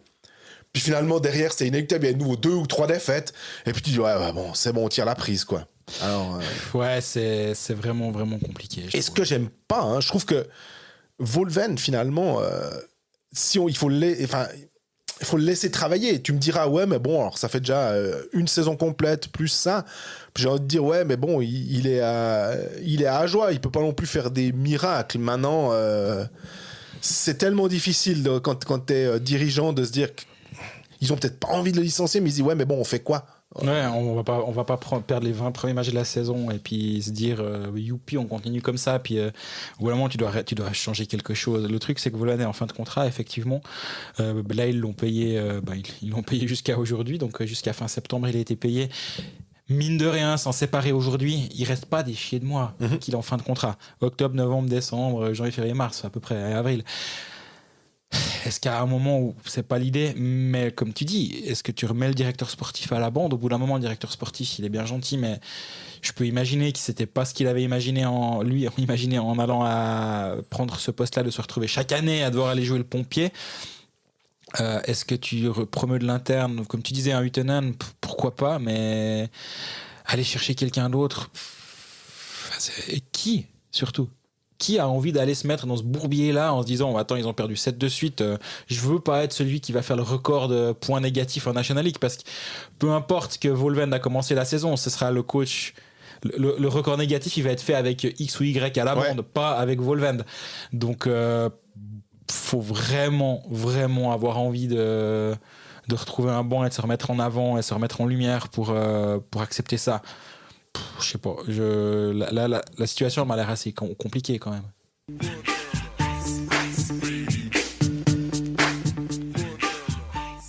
Les deux derniers clubs dont on va parler, l'avant-dernier entre Lausanne et Bienne, on a choisi Lausanne qui a une fois encore finalement été gagné mais n'a fait que 2 points.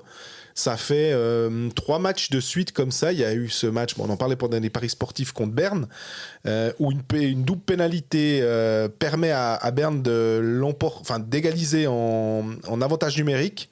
Rebelote lors du match suivant. C'était à Rapperswil contre la bête très très noire. Finalement, une victoire. Mais là aussi, but à la 59e, un truc comme ça. Et puis là, alors encore plus embêtant en fait, ou plus frustrant, c'est pénalité à l'encontre de Théo Rochette, une pénalité qui est clairement dommageable, et Lausanne qui encaisse à une vingtaine de secondes, un peu moins, 18 secondes de la fin, un but de Lias Andersson, où Bienne avait sorti son gardien, 6 contre 4, puis finalement Lausanne arrive à gagner au penalty avec un Kevin Page pas mal du tout. Et, très bon. Hein. Ouais, et des buteurs aussi. La Rochette, c'est un petit peu repris, mais en allant marquer un joli penalty. Et Oksanen a marqué aussi un joli penalty. Ouais, tu as mentionné que cette pénalité, c'était contre Rochette. Ce qui est bien, c'est que c'est chaque fois quelqu'un d'autre. Oui. Celui d'avant, c'était Tim Boson qui prend un 2+2, et celui contre Berne, c'était Oksanen qui prend un 2+2. En fin de match, donc les suspects sont chaque fois différents, ça prouve que ça peut tomber sur tout le monde. Lausanne est dans les matchs, on parlait de Genève qui a perdu qu'une seule fois dans le temps réglementaire. Lausanne n'a perdu que 2 fois, 5 victoires, 2 défaites après 7 matchs. Finalement, les points sont engrangés, et c'est hyper important, parce que c'est là où tu vois à chaque fois qu'on se dit ouais bon, les pénaltys, ça va dans les deux sens. Finalement, on retient le match en lui-même, certes, mais après 7 matchs, 12 points, dont 3 sur les 12 gagnés après les 60 minutes, ça fait la différence entre 12 et 9. Et si c'est 9, je pense que le temps est un tout petit peu différent, alors que dans le jeu, c'est pas tout à fait... Ça change pas grand-chose. Complètement. Et il y a 2-3 choses. Moi, déjà, on parlait à l'instant de la discipline. Lausanne HC, c'est l'indiscipline. Ou de son indiscipline, ou son absence de discipline. 26 fois 2 minutes, c'est la 13e équipe de la Ligue. C'est donc c'est vraiment pas terrible à ce niveau-là. Lausanne prend pas mal de pénalités. Ce qui est assez étonnant, il me semble qu'il faisait plutôt attention avec sous Jeff Ward, il me semble. Il me semble aussi, si on veut le positif de cette situation, c'est que le box-play est assez solide. Petite réserve quand même, on vient de dire qu'ils ont encaissé des buts. Certes, ils encaissent 9,19 buts par 60 minutes de box-play, ce qui fait de la 12e équipe des buts sur les buts encaissés. Mais en ce qui concerne les expected goals en box-play, c'est 5,96. Donc là, clairement, Lausanne encaisse plus que ce qu'il devrait, on va dire, d'un point de vue théorique. Et donc là, tu peux t'attendre à ce que le box-play de l'HC progresse dans les prochains temps, parce qu'il est en place, parce que oui, ils encaissent, mais plus que ce qu'il devrait. Donc c'est le 4e ou le 5e, j'ai pas noté le chiffre, honte à moi. Mais 4e ou 5e en termes d'expected goals par 60 minutes de box-play, donc c'est tout à fait solide à cet endroit-là. Et donc les buts encaissés en fin de match sur des box-play ne doivent pas être là pour inquiéter, j'ai l'impression. Pour inquiéter, alors je sais pas si c'est une inquiétude, mais c'est aussi par rapport aux attentes, hein. Mais moi, Sklenitska, alors l'échantillon est peut-être faible, hein, le défenseur qui a dû être pris un peu à la DER aussi, moins à la DER que Bayreuther, mais pour remplacer Joos, il y en a un autre qui remplace Pilot, on peut disserter qui remplace qui, mais j'attendais plus, et je parle pas que de Hockey Manager pour dire, mais je me disais, tiens, ce joueur, il peut amener quelque chose. Et le jury est encore en train de délibérer sur son cas. C'est clair que on l'a dit, que 7 matchs finalement, et il faut le laisser s'habituer. Mais on en attend plus, quoi. C'est juste que quand tu as une position sur le powerplay, surtout que là, en plus, Lausanne a dû jouer sans Pajuniemi et sans Kuokkanen. Kuokkanen, visiblement, Pajuniemi pourrait revenir ce week-end. Kuokkanen, c'est un peu plus douteux. Oui, apparemment, selon les 24 heures. Oblique, peut-être même. C'était même mon collègue off. Mes excuses, je l'ai pas encore. Je l'ai lu en diagonale et je voulais être sûr de ne pas me tromper sur la source. Elle a tiré vers nous, désolé. Donc là, c'est clair que c'est une ligne en plus qui marchait pas mal, ce duo. Donc Lausanne doit avoir assez de profondeur pour s'appuyer sur d'autres joueurs, mais ouais, est-ce que tu pourrais te dire si Kuokkanen venait à manquer un peu plus finalement, est-ce que tu as déjà Raffel qui est sur les plots, tu as Pilot et tout, est-ce que tu engagerais éventuellement quelqu'un ou bien... Non, je pense pas. Je pense que c'est un petit peu tôt. Et en plus, Lausanne a marqué ses points. Je dis pas, peut-être qu'on recevra un communiqué dans l'après-midi comme quoi ils ont engagé un étranger. Mais je pense pas. 7 matchs, 12 points, il n'y a vraiment pas, y a pas le feu. Comme tu disais, t'as Pilot qui va quand même revenir à un moment ou un autre de la saison. Raphaël est pas loin, ils en avaient 7 en début de saison, ils devaient faire des choix.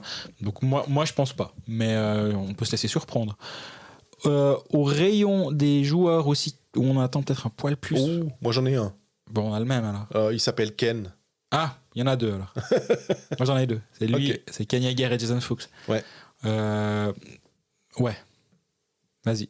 Non, Yeager, la saison passée, je me suis demandé quel était l'impact finalement de Raffel sur cette ligne avec Boson. Et on l'a vu notamment en finale, mais même en play-off en général. On s'est dit, ah ouais, là, tout d'un coup, il y a vraiment quelque chose. Et souvent, les joueurs nous disaient, mais avec Raffel, on a 5% de plus d'envie d'y aller un peu au contact. Et je dis pas que Yeager va pas au contact, mais finalement, quand tu as une ligne qui tourne bien et que tu as un des 3 éléments du trio qui manque finalement, et c'est un des éléments vraiment importants, ça se remplace pas comme ça finalement. Et il met Fuchs dessus. Il y avait quoi? Il y a eu Ugly aussi un temps. T'as l'impression que tu peux faire ce que tu veux, mais non, c'est pas Michael Raffel. Ouais. Fuchs et Yeager, c'est pour moi les deux. En fait, c'est ce qui faisait la grande force de LHC l'année dernière, c'était justement ce scoring suisse. Alors, Ia a commencé sur de très bonnes bases. Tim Boson a déjà mis ses 2 buts. Enfin, là, il n'y a pas vraiment d'inquiétude. Mais justement, offensivement, il y a un peu moins de percussion et ça se voit au niveau des statistiques aussi. Après, encore une fois, que 7 matchs, mais quand même. L'année passée, Lausanne était une machine à produire des expected goals offensifs. Ouais. Avec 3,10 par 60 minutes à 5,5 et là ils sont à 2,32, donc la différence elle est massive depuis la saison dernière. Par chance pour Lausanne, la différence est également visible en expected goals against. Pour l'instant c'est passé de 2,50 à 2,14 et ça c'est vraiment très bon, donc au moins il y a une compensation qui se passe au niveau défensif. Donc est-ce que tu peux dire Lausanne joue de manière un peu moins rapide et donc certes crée un petit peu moins mais concède un petit peu moins aussi de contre? Eh ben oui. 1,37 expected goals par match sur le rush l'année passée, 0,91 cette année. Donc l'année passée Lausanne était de très très loin la meilleure équipe en contre-attaque, on va dire pour simplifier. Aujourd'hui Lausanne est dans la moyenne, c'est le 9e, mais ça m'a l'air censé, quand je vois les statistiques, de faire une corrélation entre ces deux choses. Lausanne a un peu moins de possession zone offensive, se crée un petit peu moins d'expected goals en possession offensive de 1,01 à 0,76, donc ça baisse. Et le forecheck lausannois est un tout petit peu moins bon de 0,66 à 0,54, mais ça c'est quasi rien. Mais la différence pour moi dans le style est assez marquée. Le rush est beaucoup mieux défendu par Lausanne aussi, de 1,08 à 0,56, 2 fois moins d'occasions de but concédées sur des contres. Donc Lausanne peut-être finalement l'analyse de Fribourg on s'est trop dépensé en saison puis à la fin on n'avait plus de jus, est-ce qu'ils en sont arrivés là? Mais eux ils ont eu plus de jus un poil plus longtemps quand même, ou un sacré poil, vu qu'ils ont été jusqu'au match 7 de la finale. J'en sais rien, mais toujours est-il que Lausanne a un tout petit peu évolué, en tout cas à ce niveau-là, sur le début de saison, encore une fois. On a plusieurs questions au niveau du Lausanne Hockey Club. Question de Florent. Et finalement, de ce que je dis sur Sklenitska, ça va aller. Parce que... Salut les gars, je souhaitais un poil nuancer vos remarques négatives sur Sklenitska et ses stats. Bon, ça, c'était... il nous a envoyé le 26 septembre. Hein, donc... À mon avis, son compère numéro 7 n'y est pas pour rien. On parle donc de Marty. Dégagement interdit concédé à répétition. Dès qu'il y a une D2D à la bleue, donc une passe défenseur-défenseur, pour lui, c'est un puck perdu les 2 tiers du temps. Pas évident de créer du jeu avec un joueur comme ça à côté, à mon avis, sauf quand tu t'appelles Pilot et que tu as un playstyle délié. Et on a aussi vu en playoff que dès la blessure de Marty, Pilot a été nettement plus dominant. Ça, alors, je sais pas si c'est une vue de l'esprit ou si c'est vrai. Ward doit avoir ses raisons dans son top 6, moi je les comprendrai sans doute jamais. Donc, je sais pas, est-ce que Marty fait vraiment un mauvais début de saison, un mauvais complément? Alors, il y a ce genre de jugement, j'aurais de la... Enfin, je vois beaucoup d'images, mais des fois, quand tu vois beaucoup de highlights, quand tu vois les grosses actions, ça met de côté tous les moments où il se passe rien quand il est sur la glace. Et donc, j'ai peur d'être un peu biaisé. Absolument. Mais c'est vrai que 7 et 77, ça se passe pas très bien, quoi. J'ai vu quelqu'un qui a fait une blague à ce niveau-là avec des trucs de casino, puis ça faisait 7-7-7. Ouais. Alors, ça m'a fait sourire. On a aussi des questions qui sont relatives aux gardiens. On va pas en prendre 2 parce qu'il faut qu'on avance un peu, donc on en prend une des 2. Je prends celle d'Allison. Bonjour à vous 2.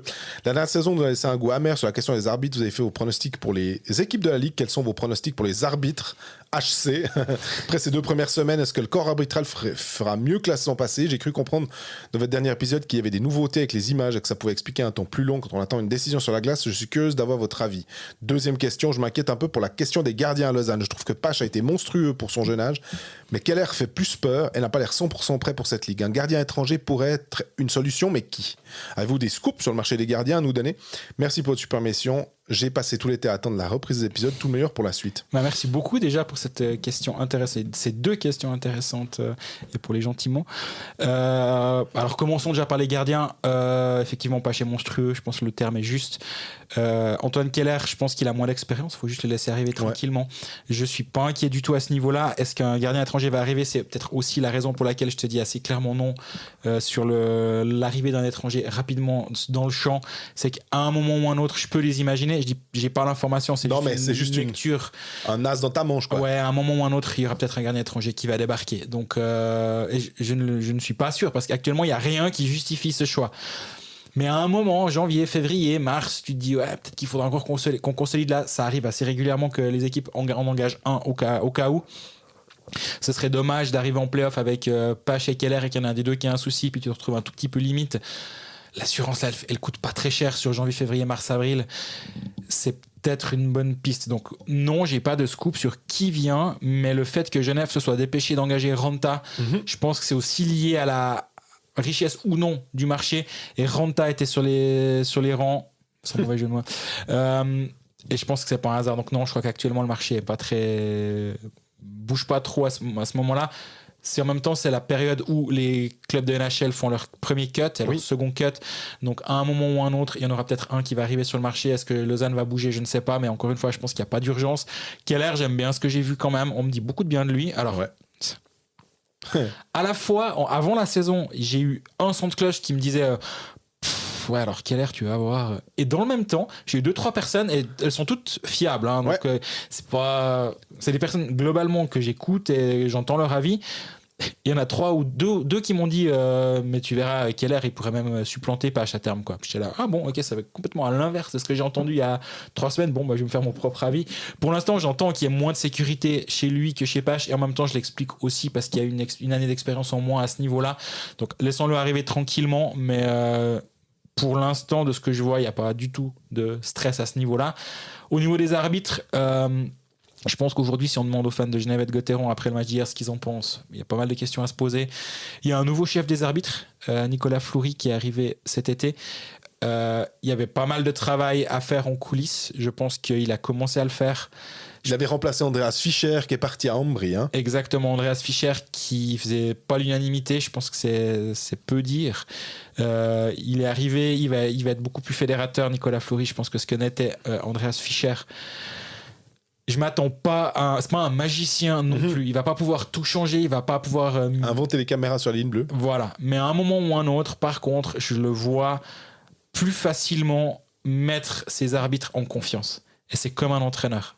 Un arbitre en confiance, il va pas siffler avec la peur au ventre, il va pas siffler de manière intempestive parce qu'il a tellement peur de rater le coup de sifflet qu'il siffle et puis il y a le puck qui est mort derrière le gardien. On en revient à celle-là, mais c'était en play-off et on en parle beaucoup parce que la loupe est plus grande en play-off, mais le but de Fribourg contre Lausanne, c'est une énorme erreur d'arbitrage. Je dis pas que c'est la faute d'Andreas Fischer si l'arbitre s'est trompé, absolument pas. Par contre, était-il dans les meilleures conditions pour être bon ce soir-là? Je ne sais pas. On voit, il y a certains arbitres qu'on voyait plus beaucoup l'année passée. Un Julian Staudenmann est beaucoup plus présent sur les matchs de National League. Donc je peux imaginer que lui est un ancien joueur qui a envie de devenir arbitre. Ça doit être ton leader presque dans les arbitres. Oui, peut-être qu'il va avoir 2-3 passes droits parce qu'il a ses X centaines de matchs de National League ou de Swiss League. Mais justement, il a une expérience, un bagage énorme.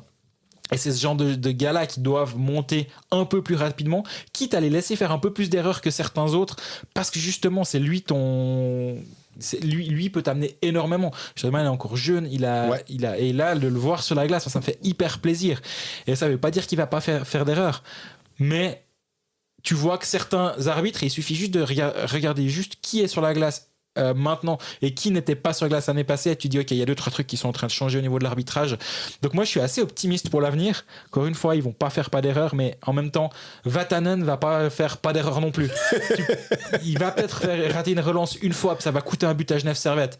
Et ben des fois l'arbitre il va se tromper et c'est pas grave. On doit juste, si le processus décisionnel est bon, si la formation continue est bonne, si l'équipe vit bien, on va dire l'équipe des arbitres, si elle vit bien, ils vont tous être un tout petit peu meilleurs. Et donc j'ai espoir que ce soit le cas.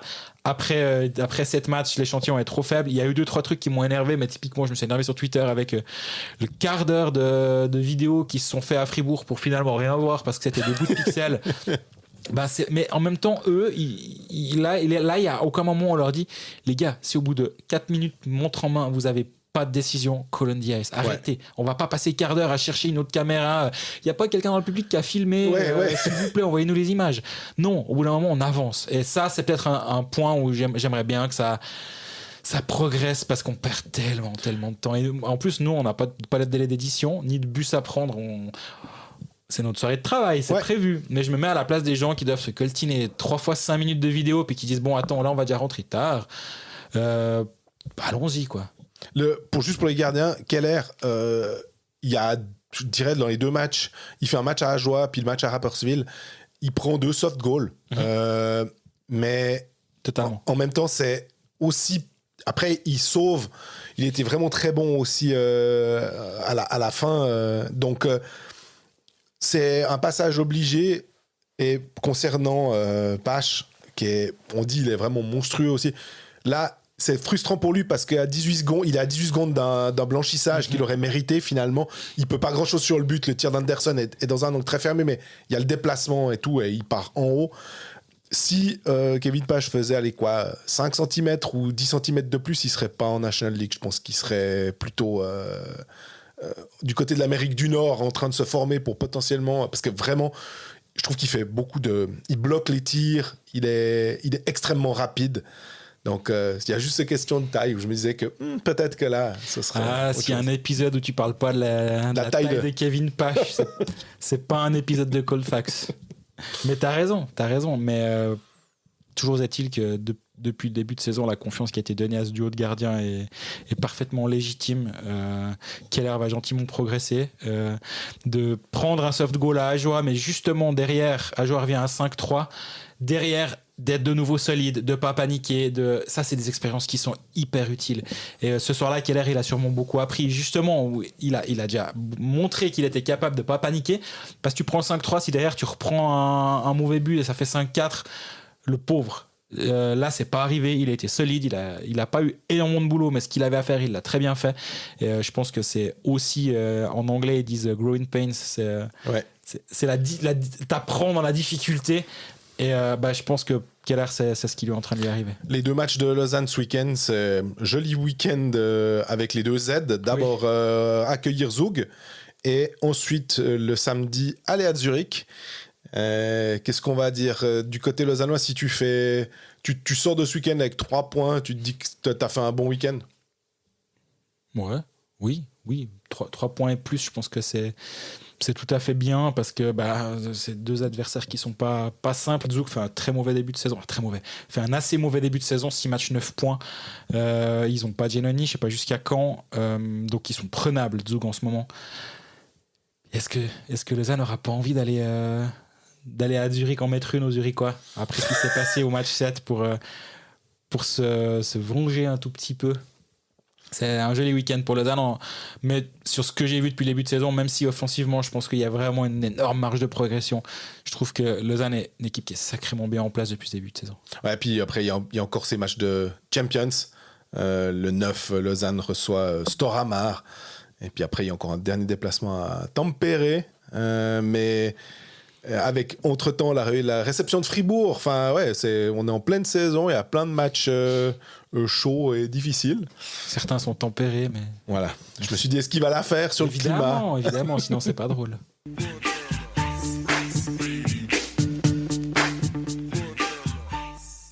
On passe à Bienne. Oui. Dernière équipe sous la loupe. Tu l'as dit avant, Bienne. Sous la barre, en l'occurrence. Ouais. Aussi. Et tu disais, Bienne, c'est un peu compliqué. La semaine passée, on se posait moins de questions sur Bienne qu'on pourrait s'en poser aujourd'hui, j'ai l'impression. Est-ce qu'on s'en posait pas assez? Toujours se remettre en question. Et ouais. Je peux me le dire. Il y avait une victoire contre Ajoie aussi qui était peut-être où ça nous donnait, on s'est dit ouais, attendons quand même. Mais là, il y a eu cette défaite contre Genève et cette défaite contre Lausanne. Mais finalement, pour Bienne, c'est quand même un point de gagné. Même si je trouve que, et c'est drôle, les expected goals sont plutôt en faveur de Lausanne sur ce match-là, mais en regardant le troisième tiers, je me disais, mais honnêtement, j'aurais pensé que Bienne allait égaliser avant la toute dernière minute. Et j'aurais pas trouvé immérité que Bienne reparte avec plus qu'un point.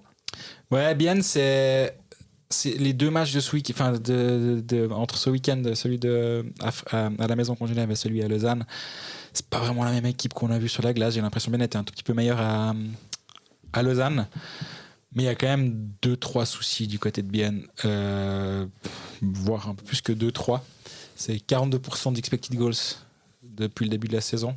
C'est 42,4 à 55, donc c'est vraiment pas bon. C'est la 13e défense de la ligue avec 2,78 expected goals against à 55, donc but escompté contre toi par 60 minutes à 55, c'est les 13e, et but créé, on va dire expected goals for, c'est 11e attaque à 2,03. C'est franchement pas bon. Donc bien une équipe qui va moins vite que l'année passée. Les contres sont beaucoup moins nombreux, il y a beaucoup moins de chances de but créées sur contre. Donc en fait, ce qui avait fait un peu l'ADN du HC Bienne est un petit peu en train de disparaître.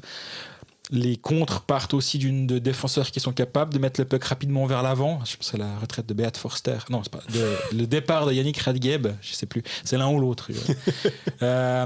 Mais toujours est-il que les contre-attaques sont moins bonnes. Et il manque, en plus de Yakovenko, il manque ce second défenseur qui est capable de donner du rythme à cette équipe. Et actuellement, c'est un peu ce qui leur manque, je trouve. Moi, ce qui manque aussi, c'est... On parlait Fribourg des joueurs qui sont à côté des étrangers. Rayala marche bien. Oui. Il est le Tony Rayala, leader de son HC Bienne. Ça, il n'y a aucun souci. Lias Anderson, on l'attendait fort. Il est as expected, on va dire, hein, comme attendu, un très très bon joueur qui s'adapte visiblement assez bien à la National League. Derrière, par contre, c'est un petit peu plus compliqué. On l'a aussi mentionné, quand tu perds Kessler, quand tu perds Künzle, quand tu perds Ischier, tu perds une ligne complète de Suisse d'un certain niveau. C'est-à-dire, oui, ok, il te reste Brunner, il te reste Kunti qui est sur les plots de nouveau, mais qui ont un certain âge. Enfin, les autres amenaient quelque chose. Offert, pour l'instant, il n'est pas au niveau, on va dire. 0 points. Je veux dire, de nouveau, ça, c'est le joueur qui t'amenait quelque chose en plus. Tout d'un coup, moi, je le compte comme un attaquant suisse puisqu'il a sa licence. Donc, et tu te retrouves avec un centre, Jérémy Berchi qui fait plein de bonnes choses et tout, mais effectivement, un Salinen à ce poste-là, quand tu as Ramon Tanner en centre, quand tu dois remettre Luca Christen en centre de 4, tu vois bien que ta colonne vertébrale, elle manque juste de qualité. Finalement, Berchi en centre de 4, ce serait nettement plus intéressant parce que ça lui permettrait aussi ou peut-être de 3, peu importe, mais à qui c'est bien, tu lui donnes des responsabilités, c'est cool. Et je crois qu'il c'est pas le plus mauvais au niveau des stats il a quoi? Il a Eponiemi et puis un autre attaquant étranger, si je dis pas de bêtises, ou est-ce que c'est Brunner, mais ça va pas si mal que ça, mais ça manque je trouve de profondeur. Rayala, Berchi, Eponiemi, Brunner. Voilà, Rayala, voilà. Exact. Donc, offensivement, il n'y a pas grand-chose à part Rayala. Et puis, effectivement, si tu regardes les joueurs qui ont... C'est vrai qu'Eponiemi... Eponiemi, il a 7 matchs, 1 point. Ouais. Moi, j'aimais beaucoup ce qu'il proposait l'année dernière. Mais offensivement, tu as Kunti à 0, il a certes que 2 matchs. As à 0, 3 matchs. Brunner, 4 matchs, 0. Tanner, 7 matchs, 0. Derung, 6 matchs, 0. Müller, qu'on attendait beaucoup, 7 matchs, 0. Offert, 7 matchs, 0. Barofner, 7 matchs, 0.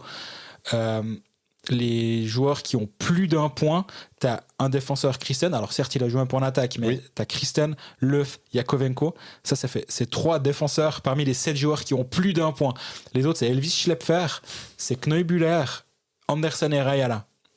Et heureusement que Rayala et Andersen vont bien, avec respectivement 4 et 3 buts. Mais offensivement, Bienne a beaucoup de peine actuellement. Et comme je le disais, l'ADN de Bienne c'est pas vraiment ce que je vois sur la glace actuellement. Bienne est la dernière équipe de la Ligue en possession de puck en zone offensive, avec 0,50 buts escomptés par 60 minutes. 0,50, c'est beaucoup moins que l'année dernière, et Bienne n'était pas bon l'année dernière déjà avec 0,81. Donc à un moment, il y aura aussi un problème d'animation offensive à devoir résoudre du côté de Philander. Et je sais pas par quoi ça va passer. Est-ce que c'est tout simplement jouer des matchs avec un contingent un peu plus complet, parce que As a raté son début de saison, quand Salinen va revenir, ça va quand même changer un tout petit peu. Actuellement, Bienne n'a pas été épargné, c'est sûr. Mais le train est aussi en train de partir quand même. Ouais, on parlait de Genève en disant il manquait Pouliot, il manquait Granlund, ils ont tous ces matchs avec ça, ils ont quand même réussi à faire quelque chose malgré tout. Là, les joueurs suisses, à un moment aussi... on aime bien taper des fois sur les étrangers. Alors, on l'a dit, il y a un Eponiemi, mais il ne faudrait pas dire « Bon, Eponiemi, bouge-toi ». C'est plutôt les autres joueurs. Finalement, Kneubuller est pas si mal, mais Kneubuller, tu t'attends plutôt à le voir comme un joueur de secondary scoring. Et que il doit pas être là pour... il prend pas... Normalement, à la base, il n'est pas censé prendre la place de... J'ai bien aimé Kneubuller contre Genève. Oui. Avec Saline, c'était un de ceux qui a justement...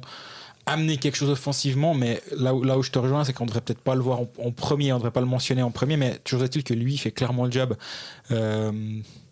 Mais ouais, au rayon des bonnes nouvelles, il y a le box-play de Bienne qui est vraiment, vraiment solide depuis le début de saison. Et ça, c'est une des forces de cette équipe. Ce que j'aime bien dans ce box-play, c'est que l'un des joueurs qui a le plus joué, c'est Gaël Christ. Et pour un joueur de moins de 20 ans, être... 1 minute 31 par match en box-play sur la glace, c'est vraiment précieux. Et je pense qu'il apprend beaucoup actuellement. C'est le 5e joueur le plus utilisé, mais le 2e défenseur. Et actuellement, Bienne a le meilleur box-play de la Ligue. Donc ça, c'est la bonne chose. Et surtout que les 2 prochains matchs, forcément, vu que tu disais qu'ils sont sous la barre, ces matchs-là sont... des matchs déjà à plus de 3 points, on va dire. Avec la réception de Lugano... t'aimais bien dans les paris sportifs, on disait Lugano à Bienne, hein. Surtout que Bienne ne me rassure pas en ce moment. Et puis derrière, derby bernois où ils se rendent à Langnau, jamais facile d'aller jouer à l'Ilfus, mais Là, je disais pour Lausanne, s'ils se prennent 3 points sur le week-end, c'est un week-end réussi. J'ai envie de dire que pour Bienne, il faut aller, forcément, il faut plus que ça. Il faudrait un week-end à 4 points pour dire que ce serait pas si mal que ça. Ouais, je pense que Bienne est au-devant d'un week-end assez crucial pour la suite, parce que tu arriveras bientôt à la barre des 10 matchs. Et si la 6e place, qui doit être quand même un objectif, commence à se retrouver à 5, 6, 7, 8 points de toi, ça devient vraiment compliqué. Autre bonne nouvelle quand même, Harry Sateri, solide, très très solide même. Il a plus de 92% d'arrêt, mais chaque soir il donne une chance de gagner. Et Louis Janet, quand il a dû jouer, c'était tout à fait bien. Mais c'est pas lui qui va marquer les buts, on est bien d'accord. Et puis Janet, peut-être que sur des back-to-back, il va falloir le faire jouer. Donc voilà, aussi. Si je te pose la question comme ça, entre Sateri et Janet, sur ce week-end, en admettant que back-to-back, tu vas donner un match à chacun, tu ferais quoi? Tu te dis... Moi, je mets 2 fois Sateri. Ouais. Je réfléchis pas plus loin. Ok. Si je fallait choisir, je pense que je mettrais logiquement Sateri à domicile.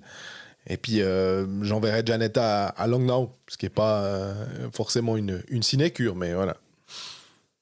Ouais, mais à mon avis, on aura du Sateri dans les deux matchs, d'autant plus que Salinen n'est pas de retour, et donc ça ne permet pas d'avoir une concurrence au niveau des étrangers. Peut-être qu'ils disent aussi, gagnons nos points, puis quand Salinen sera de retour, là, on fera peut-être tourner avec Sateri et Janet. D'ailleurs, Salinen, le retour, ils avaient dit, si je me rappelle bien, environ 6 semaines d'absence, ce qui nous donnerait quoi? Est-ce qu'on peut quand même le voir au mois d'octobre? Est-ce qu'on pourrait le voir, par exemple, mi-octobre selon le journal du juin, selon le communiqué, selon le medical report, merci à eux, du HCBN, mi-octobre. Alors, comme il y a un peu des matchs, comme il y a la Champions League, là, c'est plus si loin. Je pense qu'ils doivent... Martin Philander doit être là à se dire, allez, la convalescence de Salinen, grouille-toi un peu, s'il te plaît. Espérons que ça se...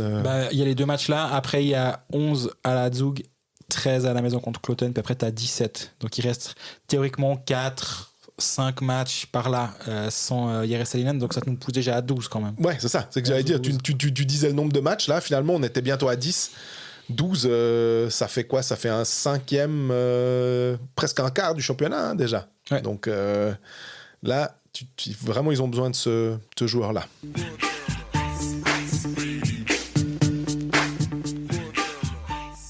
Voilà, on est au terme de cet épisode numéro 7. Ouais. De Coldfax, saison 7 également. Un hommage à Sklenitska, j'imagine. Merci pour votre fidélité, merci pour vos gentils mots. On en reçoit de temps en temps et ça nous fait toujours très plaisir. Je ne vais pas faire croire, on a des centaines d'admirateurs qui nous écrivent des lettres. Non, pas du tout, mais de temps en temps, on a un message gentil et ça fait toujours très plaisir. Donc merci à ceux qui prennent la peine de nous écrire, ça fait toujours chaud au cœur. Et d'ici la semaine prochaine, nous, on sera joignable sur les réseaux. Si vous voulez nous contacter, nous écrire, nous poser des questions, on les écoute certaines, on t'entend avec les messages vocaux. On va le passer la semaine prochaine, je pense. Pas forcément le vocal, mais en parler la semaine prochaine. Ouais. De la défense de Genève. Ça, on n'a pas oublié. Merci donc pour vos messages, pour vos questions. C'est toujours très intéressant d'interagir avec vous. Donc, on est toujours disponible aussi en live. Hein. On est aussi présent sur les patineurs. Donc, n'hésitez pas. Ça fait toujours très plaisir, même dans les endroits inattendus où j'ai rencontré des gens qui sont venus dire bonjour. Ça fait d'autant plus plaisir. D'ici la semaine prochaine, donc, portez-vous bien, profitez bien des matchs et à bientôt. À bientôt.